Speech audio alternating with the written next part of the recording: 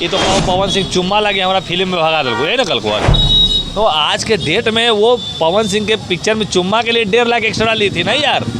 आज के डेट में कम से कम ये छलबिदरी के समझ में आ गए कि भैया हम बिहार में नहीं छटपटा सकते हैं। समीर चौधरी अगर भांडा ना फोड़ दिल को देख, सबसे पहले तो अगर बिया होल है दुनिया को हम बता दिए।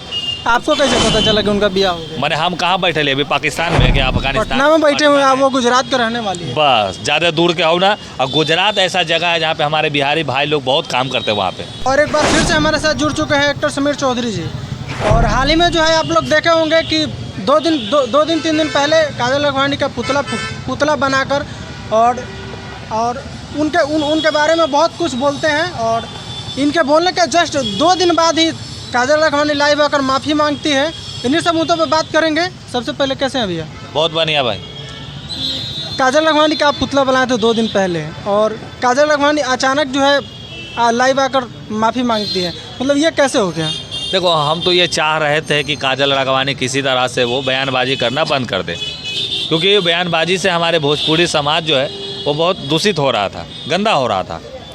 और हमको बहुत खुशी हो रहा है कि आज के डेट में कम से कम ये छलबिदरी के समझ में आ गए कि भैया हम बिहार में नहीं छटपटा सकते हैं। समीर चौधरी अगर भांडा ना फोड़ दिल को देख, सबसे पहले तो अगर बिया होल है दुनिया को हम बता दिए। आपको कैसे पता चला कि उनका बिया हो गया? मैंने हम कहाँ बैठे ले अभी पाकिस्तान में क्या अफगानिस्तान पटना में बैठे हुए हैं, वो गुजरात के रहने वाली है। बस ज़्यादा दूर के हो ना। और गुजरात ऐसा जगह है जहाँ पे हमारे बिहारी भाई लोग बहुत काम करते हैं वहाँ पे, ठीक है। तो हमको गुजरात से खबर आ गया कि समीर भैया ऐसे ऐसे है, ये हुआ है, पूरा जानकारी हम निकालने लगे। अब बाद में हमको पता चलता है कि भैया ये तो कहो पवन सिंह चुम्मा लगे हमारा फिल्म में भगा दिल ना कल को। तो आज के डेट में वो पवन सिंह के पिक्चर में चुम्मा के लिए 1.5 लाख एक्स्ट्रा ली थी ना यार, तब नहीं भाग लो। आज बाइक की काहे हो लो, काहे पीछे हो गई। इसको समझ में आ गया कि ना भैया बिहारी से पाला ले में तो भैया झाड़ दे तो पाला। वो इंटरव्यू देती हैं और वो अचानक मतलब लाइव आकर के माफ़ी मांगती हैं। और समीर चौधरी 2 दिन पहले उनका पुतला बना करके बोलते हैं कि अगर वो नहीं सुधरती है तो इसका पुतला फूंक देंगे। कहीं ना कहीं उसके डर से या कैसे हो गया, मतलब समीर चौधरी के पास ऐसा क्या है कि जिसका भी पुतला बनाते हैं वो या तो सुधर जाता है या तो गिर जाता है? एकदम सही बात है। देखिए क्या मतलब इसका क्या राज है? देखिए, इसका राज कुछ नहीं है। राज ये है कि समीर चौधरी जो बोलता है सच्चाई और साफ़ सुथरा बात करता है। आप अगर एक महिला हैं तो अगर महिला है तो भैया आप धंधा करने नहीं ना आए हैं, आप हीरोइन बनने आए हैं, आप पैसा कमाने आए हैं। आप जिस तरह से आप प्यार मोहब्बत कर रही हैं, लेवलाइटिस कर रही हैं, इससे सबसे ज़्यादा छवि खराब हो रहा है ना सबका। भोजपुरी में हीरोइन ऐसा न हो, मैंने आपके वजह से तमाम ऐसा राड़ी के भी भांडा फूट गए लोग। मतलब आप कहीं ना कहीं इंटरव्यू में कहते नजर आते हैं किसी के सिखाने कहने पे मतलब काजल राघवानी जो है ऐसा कर रही है, मतलब कौन सिखाया इसका? कोई एगो है नीरज नाम के, वही सिखाया। करा कौन सिखाया? अरे भैया तू सिखाया नहीं, हम सिखाए नहीं।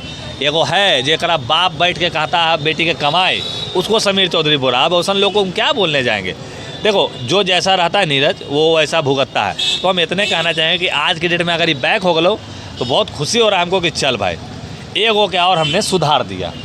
कहीं ये माफ़ी मांगने के बाद भी अगर इंटरव्यू और बयान नहीं रुकता है तो समीर चौधरी का अगला कदम क्या होगा? पहले पुतला फूकेंगे, उसके बाद एक सुगर वाला मास्क पहना के नचावेंगे। हाँ, ये पुतला फूकने के बाद तक सही है। और समीर चौधरी जो है जिसका पुतला फूके हैं वो नीचे आ गया है, जैसे कि गोरखपुरिया भौजी हो गई, मनीष कश्यप हो गए, मनी में राज हो गए। मतलब इसका क्या मतलब ये है कि जो जिसके ऊपर समीर चौधरी पढ़ते हैं वो या तो सुधर जाता है या तो नीचे आ जाता है, मतलब इसका क्या अर्थ बनता है? देखिए, अभी पहले तो सच्चाई है कि ये सुधर गई।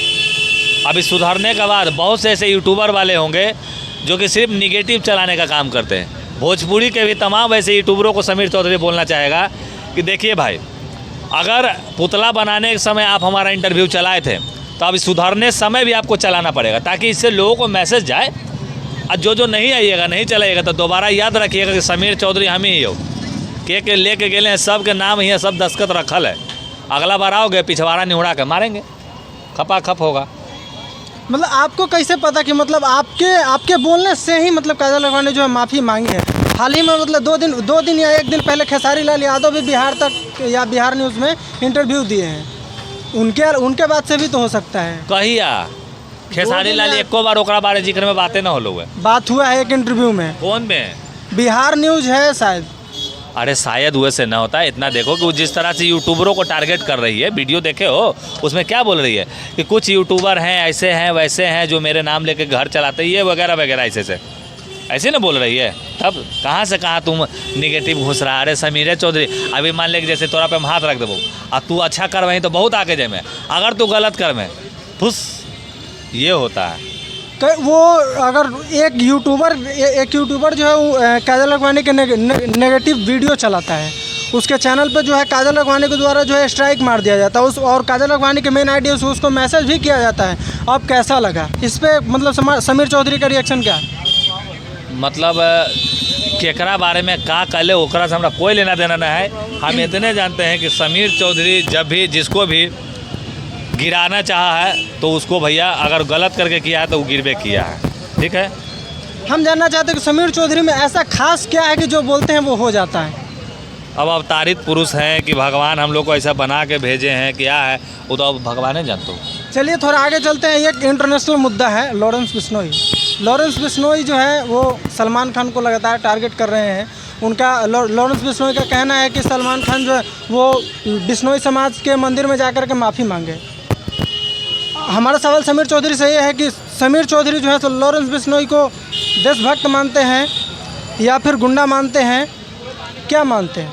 देखिए, हम तो सबसे पहले कहें कि हर वो समाज के लिए लड़ने और करने वाला गुंडा है कानून के किताब में, जो कि समाज के लिए रॉबिन हुड है। जिस तरह से भगत सिंह जी हमारे हैं, सुखदेव जी हैं, एनीबडी जितने भी स्वतंत्र सेनानी थे, समीर चौधरी कानून के किताब में एक अपराधी दिखते हैं। लेकिन हाँ, इतना बहन हमारी राखी बांधती है, इतने भाई लोग हमारे लिए लड़ जाते हैं, कुछ करते हैं तो अच्छा लगता है हमको।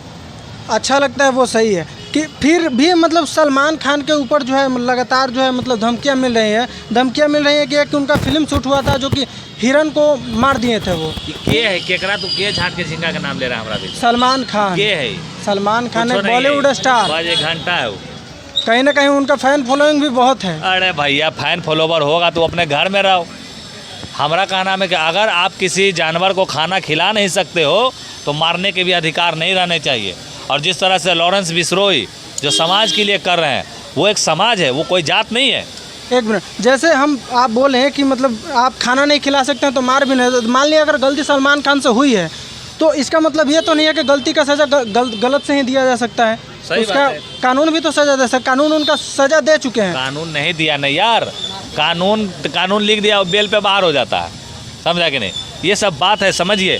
अरे एक समय था कि हमारे तमाम ऐसे हिंदू गायकों को खोज के मारा जाता था, याद है वो 90 का समय? तो यहाँ मारपीट का बात नहीं है, यहाँ बात है हिंसा और अहिंसा। जिस तरह से महात्मा गांधी जी सिर्फ अनशन करके सोचते थे अंग्रेज़ों को भगा दे, लेकिन हमारे भगत सिंह ने कहा कि नहीं, इन अंग्रेज़ों को दिखाना पड़ेगा कि आखिर हम हिंदुस्तानियों में ताकत कितना है। खाली लाठी खाने के लिए ताकत नहीं है, लाठी तोड़ने के लिए भी ताकत है।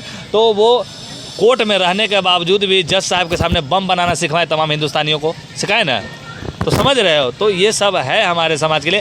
तब ना अंग्रेज़ के फट गया, अरे बाप रे बाप, ये सब तो अब मारपीट पे आ गलो भैया। अगर जाओगे 2-4 को पुलिस कोना में धरा होगा तो धर के कोखा पंजरी फाड़ देगा। हाँ, ज़्यादा समीर चौधरी से हमारे एक लास्ट और कड़वा सवाल है, समीर चौधरी लॉरेंस बिश्नोई को मानते क्या हैं? बॉस मानते हैं कि ऐसे ऐसे लोग समाज के लिए। तो अब जैसे हम भगत सिंह को भी बॉस मानते हैं अपना,